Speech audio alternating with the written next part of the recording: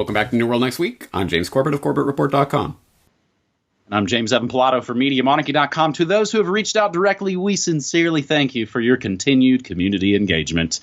We've got that story plus even more monkey-wrenching the New World Order. But first, Bill Gates worked to end livestock production and pushed lab-grown meat. This coming from the fine folks at ActivistPost.com. Bill Gates and food giant Tyson heavily backed lab-grown meat research as the U.S., of course, faces unprecedented meat shortages due to processing plants going offline in, of course, response to the COVID outbreak. A long-standing globalist agenda to halt meat consumption is now being fulfilled, like all the other police state dreams are being fulfilled just magically.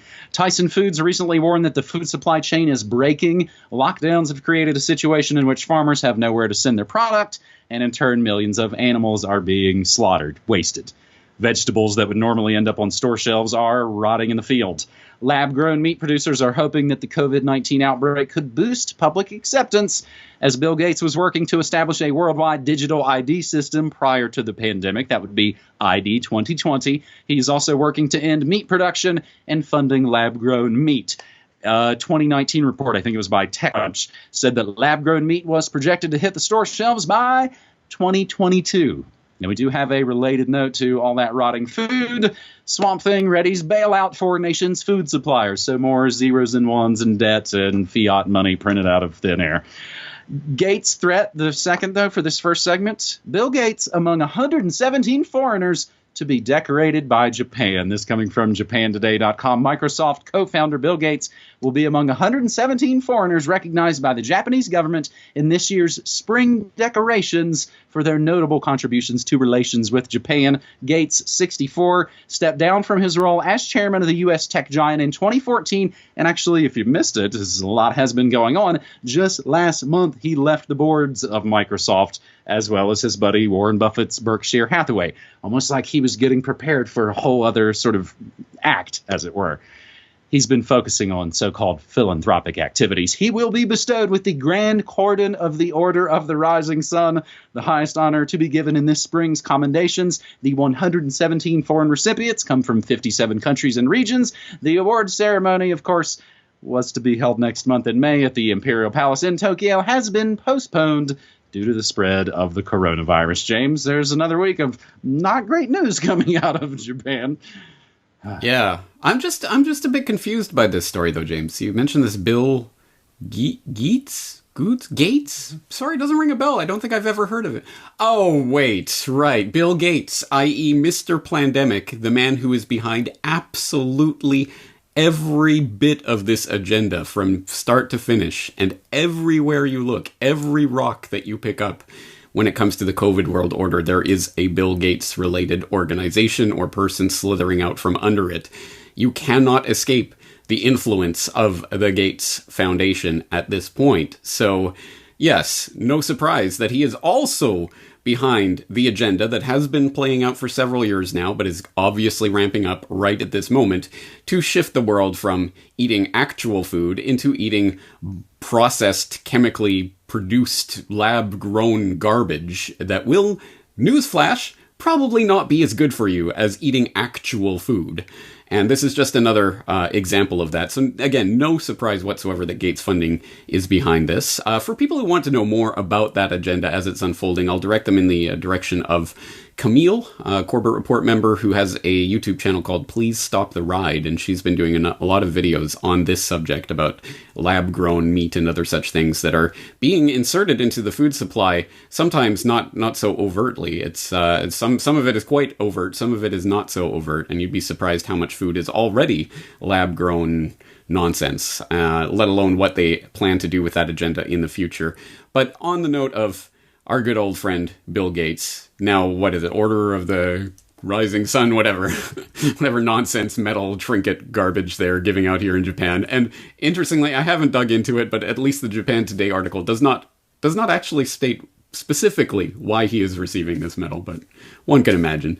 But yes, on the notion of Bill Gates and his influence over absolutely everything that's going on right now, I am currently working on a series that will be starting to come out hopefully in the next couple of days. Anyway, you will know it when you see it, and when you do see it, not only do I, of course, encourage you to get it and to absorb it, but also please pass this information on. I don't think anything could be more important right now than deconstructing and hopefully derailing this Gates-driven agenda that's happening right now. I have a lot more to say about that, but stay tuned for more. Well, I mean, he's almost sort of, and we're reminded of these different eras of the grand chessboard and the major moves that are made. Gates is, I mean, he's probably really maybe surpassed that sort of Rumsfeld level Luciferian where it's like, man, he's there, like the Rolling Stones sang about us. It's like he's there at every bad event that happened. James, I think it's really interesting to have all this Tyson Foods, all this stuff about, the food system is going to break down. What they mean to say is the factory poison garbage food system is going to break down. And maybe if people ate local, in-season organic foods a little more often, again, we wouldn't maybe be in the baddest situation as we're in. I've been talking a lot on, of course, my Food World Order episodes about how places like Krispy Kreme donuts and McDonald's are giving away free meals to first responders, therefore giving you the sorts of conditions that are pretty much going to make you sick and make them have to call your death a COVID-related death. It's good to hear you mention Camille. She's actually a Media Monarchy member as well, James. And that is just the first frightening segment on this New World Next Week, episode 406 for the final day of April 2020. Now, this other sort of, holy crap, we are living in a Cronenberg movie. I know I seem to mention David Cronenberg a lot. His films just seem to be really fitting anymore. This other Bill Gates story and his old homies at Microsoft, I think, really probably kind of deserves its own segment, James. That's coming from Cryptopolitan. And again, everything we say always included in the show notes. New Microsoft Bitcoin mining system set to transform BTC mining. This article sounds like they probably basically rewrote the Microsoft press release. The latest patent by Microsoft relates to a crypto mining system that rewards humans with cryptocurrency in lieu of performing physical tasks. The promising new Bitcoin mining system aims to lower computational power required to undertake the massive crypto mining operations whilst increasing processing speed. The patent document of Microsoft Bitcoin mining system sheds more light on the innovative concept that combines both health and crypto. Two horrible tastes that are going to taste pretty horrible together. Human bodily data is recorded when a person undertakes any sort of physical activity. The information is received in the form of either a body heat signal or a brainwave. For example, watching a video, a New World Next Week video. No, they won't give you credits for that one probably, but watching a video will generate a recordable brainwave, which will in turn be rewarded with an equivalent amount of cryptocurrency. James, maybe now, I guess in light of the lab-grown Soylent Green meat and this biometric crypto mining disaster, maybe the part about the Japan Award doesn't seem so bad, eh? Yeah, I guess it could be worse. Like the implementation of a new social credit system that's automatic and functions on bodily functions and other things that are unconscious, as this patent goes on to state. And I hope people will go and read through the patent itself.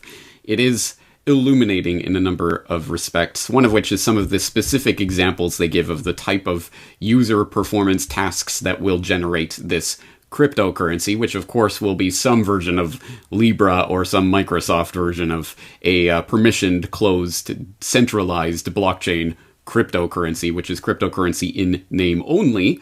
But it says, for example, viewing advertisements or using certain internet services will be the types of tasks that will be monitored. And of course, this all ties back into what we've talked about here on the program before, about all the different kind of mind-reading technologies that they've been working on for years now and developing so that they can tell, what picture you're looking at just from your brainwave activity and stuff like this. Well, this is going to be used as the first order, of course, monetarily, to generate money. Oh, hey, if you will view an advertisement, we'll give you one of these digital coins in your Microsoft wallet. Yay. And, of course, from there, can you imagine how this type of system might be abused? A brainwave reading technology literally implanted in everyone's heads. I wonder what could go wrong. And you know what it puts me in mind of, James, is episode 145 of the Corbett Report podcast, You Are Being Gamed, where I talked about this, and I had that most disturbing presentation ever by the guy who was enthusiastically talking about in the future, you're going to get points every time that you say an advertiser's name or product name to your friend. It'll hear, the sensor will hear it, and you'll get a point, and blah blah blah. Well, this is the exact same thing. I mean, this is exactly what they're attempting to patent now with patent. Yes, let's get it on the record. 2020 60606. I don't know. Just coincidence, I guess. But anyway, it's absolute insanity. And of course, it all ties in together. The part of the COVID world order and the normalization of contact tracing, pervasive surveillance of everything you do everywhere you go. And oh, by the way, we're working on mind-reading technologies that will give you rewards for using certain internet services like MSN.com, I guess. And, eventually, of course, the carrot will be countered with the stick. And we saw you watching New World next week. -1 credit for you. This is where this ultimately goes. Everyone knows it. It's now in popular culture with Black Mirror and things like this. So I think people understand where this is going. Again, the only question is, are you going to take it when they come along offering you this great new deal? Hey, get a Microsoft wallet and get this brain chip implanted, or whatever it will end up being. Of course, it will not be a brain chip right away. It's going to be some sort of sensing device. But the point is, at this point, at least, we can still say no. I mean, that still is within our power, so let's not forget that. James, I had actually been sort of taking notes there while you were speaking. I had just typed out, and you pretty much just said it, biometric tattoos. They've already been talking about all those sorts of, those skin sensing tattoos. They'll ease you into it. You don't have to, go crazy and get microchipped like in Sweden already. One of my best friends is just so painfully normie. I just make my crazy conspiracy stuff just a part of the general background of all of our conversations. And I've told him recently, I was like, man, in the future, consorting with someone like me is really going to hurt your social credit. Saying essentially things like that to him. James, you and I were talking before we started rolling about the Facebook hardware that they were first rolling out a couple of years ago, Portal, with the new software that follows you around, see where your eyes are looking.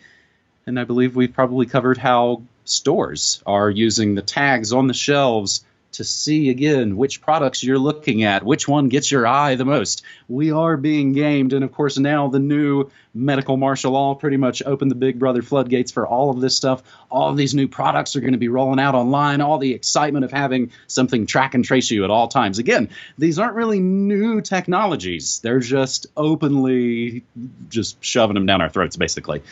And again, you don't really have to shove them down people's throats when people, at least some portion of the population, are begging for it. One little bright Schadenfreude note, James, to end these awful Gates agendas. We'll include the clip of Bill Gates getting just hit with all kinds of pies in Belgium circa 1999. I know it's low-hanging lulz, but we'll take it. Our third and final segment on this New World Next Week, episode 406, a little bit of good news.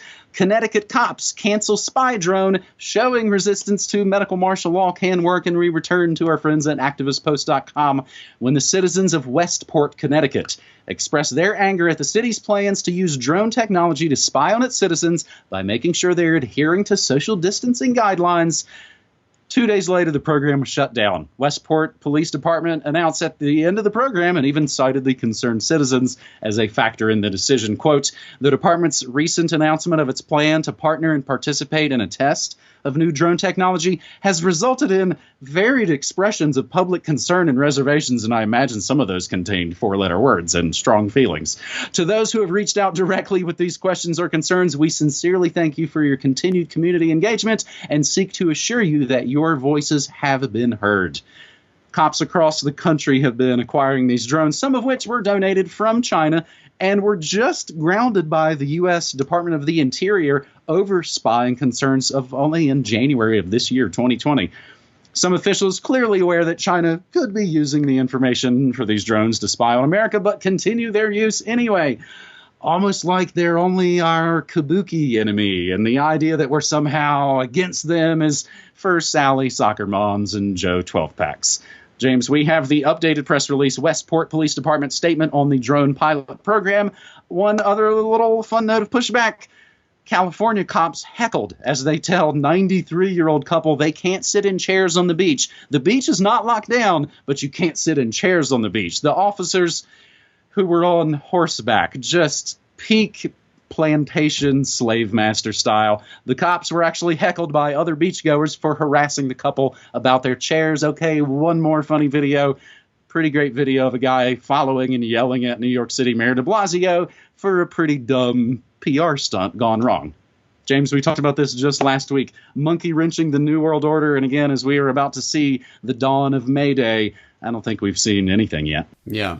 As people who follow our work know, heckling, parodying, satirizing, making fun of the stupidity of these would-be dictators is one important tool that we can use. It should be in our toolbox because absolutely, it's horrible things that are being done, but sometimes you have to laugh at these pathetic bootlicking would-be jackbooted dictators to show the public what they are, that the emperor is not wearing any clothes. So I do applaud when people do make fun of this nonsense. That can be effective, as again, complaining to police departments and whatever. I mean, again, it's like begging for scraps from the master's table, but at any rate, we should be doing it. As I say, doing everything on all fronts, all the time.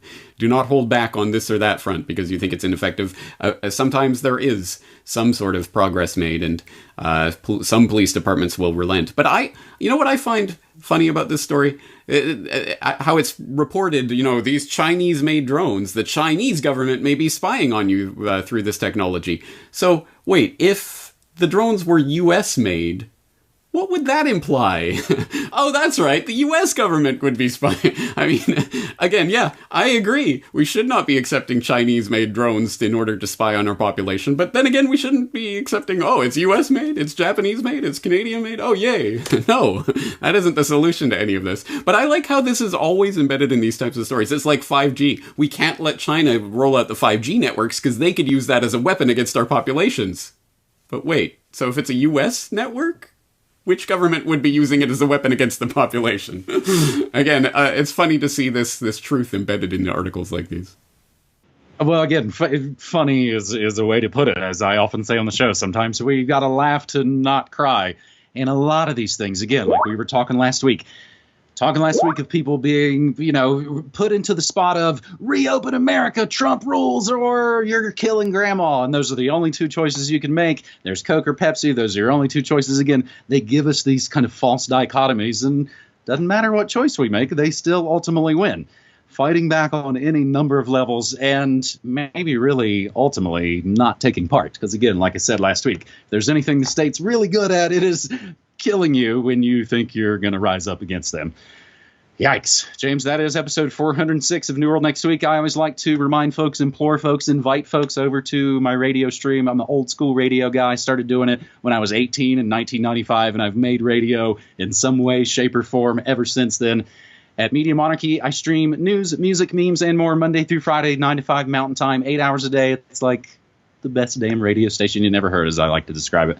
Hope folks will come check that out, James, as I think that pretty much does it for another important episode. Again, we've been doing these for a decade, and suddenly, in a lot of ways, it's never been more important. So I thank you. All right, buddy. Looking forward to next week. Take care.